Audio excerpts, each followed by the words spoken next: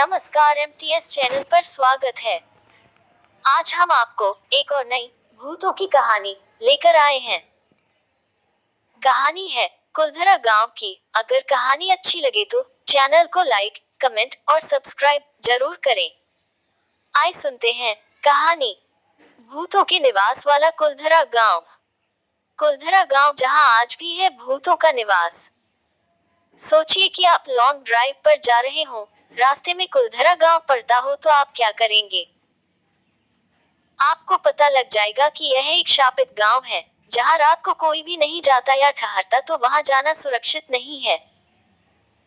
इसलिए आपको भी वहां शाम के बाद जाने के लिए स्थानीय लोगों द्वारा मना कर दिया जाएगा।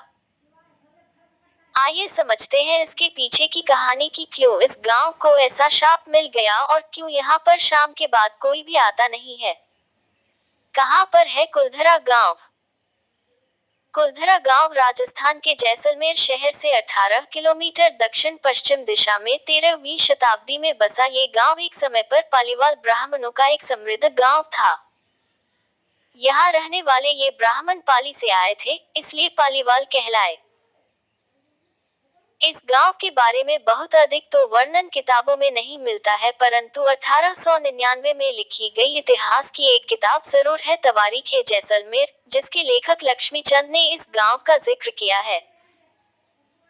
इस किताब के अनुसार काधन नाम का एक पालीवाल ब्राह्मण इस गांव में आने वाला पहला व्यक्ति था और उसने वहां पर एक तालाब की खुदाई करवाई थी। इस तालाब को लोगों ने उधनसर नाम से बुलाना शुरू किया था। क्यों आज भी शापित है कुलधरा गांव? ये गांव शापित क्यों हुआ, इसका लिखित वर्णन किसी भी किताब में तो नहीं मिलता है और एक पुरानी कहावत है कि इतिहास में नाम और तारीखों के अलावा कुछ भी सच नहीं होता, जबकि फिक्शन में सिवाय नाम और तारीखें के सब कुछ सच होता है। इसलिए निश्चित आधार पर इसके बारे में कुछ भी कहना शायद संभव नहीं है, परंतु इसके बारे में एक कहानी जो बहुत पुराने समय से चली आ रही है, उसी को ही सच माना जाता है। 19वीं शताब्दी में इस गांव का और इसके आसपास के इलाके का कामकाज यहाँ के मुख्य शासक सलीम सिंह के हाथों में था, जो कि एक बदचलन इंसान था और गांव की बहू बेटियों पर अक्सर उसकी गंदी नजर रहती थी। हद तो तब हो गई जब उसकी गंदी निगाहें वहां के मुखिया की बेटी पर भी पड़ गई। उसने गांव के लोगों को धमकी दी कि अगर उसकी बात मानकर वो लड़की उसे नहीं सौंपी गई तो वो भयंकर टैक्स लगाएगा। गांव के लोगों को डराने के लिए और उसने लड़की को सौंप देने को मजबूर करने के लिए अपने सिपाही भेजे। गांव वालों ने उन सिपाहियों को अगले दिन सुबह लौटने के लिए कहा और उसी दिन रात में ही गांव छोड़ दिया। लेकिन जाने से पहले पवित्र ब्राह्मणों ने कुलधरा गांव को श्राप दे दिया कि उनके बाद इस गांव में कोई भी नहीं बस पाएगा। ऐसा देखा गया है कि जिन लोगों ने भी इस गांव को फिर से बसाने की कोशिश की, उनको बेहद डरावने अनुभव हुए। खासकर कि रात में यहाँ पर कई अजीबोगरीब घटनाएं हुई थी, जिसके बाद लोगों ने यहाँ शाम के बाद आना ही छोड़ दिया। वैसे भारत सरकार ने इस गांव की लोकप्रियता को देखते हुए यहाँ के पर्यटन को बढ़ावा दिया है और दिन में तो यहाँ पर काफी लोग आते हैं, परंतु सूरज डूबने के बाद आज भी ये गांव पूरी तरह से सुनसान हो जाता है, इसलिए आप भी रात के अंधेरे में वहां बिल्कुल ना जाएं। दिन के समय का पर्यटन स्थल है ये भूथा गांव। दोस्तों, साथ ही साथ इस चैनल को लाइक, कमेंट, सब्सक्राइब अवश्य करें। दिलचस्प बात यह है कि हाल ही में एक नए तरीके का पर्यटन दुनिया भर में लोकप्रिय हो रहा है और वह है डरावनी भूतिया जगहों को देखने का पर्यटन। हमारा देश भी इससे अछूता नहीं है। प्रेत बाधित जगहों को देखने के लिए लोगों की दिलचस्पी बहुत बड़ी है। आजकल ये गांव भारतीय पुरातत्व विभाग के संरक्षण में रहता है।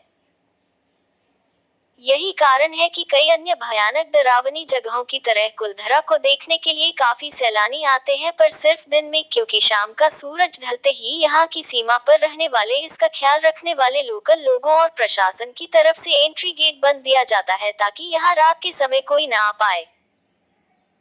आपको ये जानकर आश्चर्य होगा कि अब इस चर्चित जगह को देखने के लिए दिन में टिकट भी लगता है।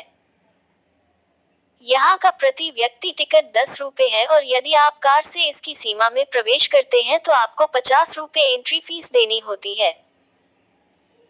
और तो और अन्य डरावनी और चर्चित जगहों की तरह यहाँ पर भी आपको अच्छी सुविधाओं वाले एक से एक अच्छे होटल भी मिल जाएंगे। उनमें से कुछ का नाम तो कुलधरा के ही नाम पर है। यहाँ के विलेज थीम पर बने आधुनिक सुविधाओं वाले रिजॉर्ट आपको गांव वाली जगह का अनुभव कराएंगे और मशहूर राजस्थानी मेहमान नवाजी के साथ आपको यहाँ के तरह तरह के स्वादिष्ट व्यंजन खाने को मिलेंगे। आप आमतौर पर यहाँ जब तक सूरज की रोशनी रहती है यानी सुबह 8 बजे से शाम के 6 बजे तक इस जगह को देखने के लिए आ सकते हैं।